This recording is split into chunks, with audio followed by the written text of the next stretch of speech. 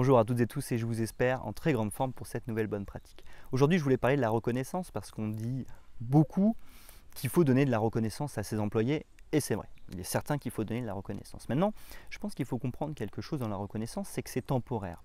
En tout cas, en fonction des objectifs atteints, on va en donner au début et après il faut cesser d'en donner. C'est comme un enfant qui apprend à marcher.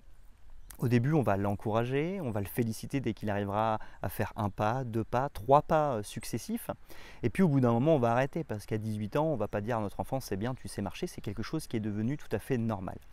Et disons que quand on veut faire grandir ses équipes, je pense qu'au début, on donne de la reconnaissance parce que ils sont en train de sortir de leur zone de confort, donc on va les féliciter d'être sortis de leur zone de confort. Et après, il faut normaliser les choses. Et normaliser les choses, c'est arrêter de donner de la reconnaissance. Donc finalement, grosso modo, je pense qu'il faut donner la reconnaissance aux équipes peut-être les 2-3 premières fois qu'elles vont atteindre un objectif nouveau.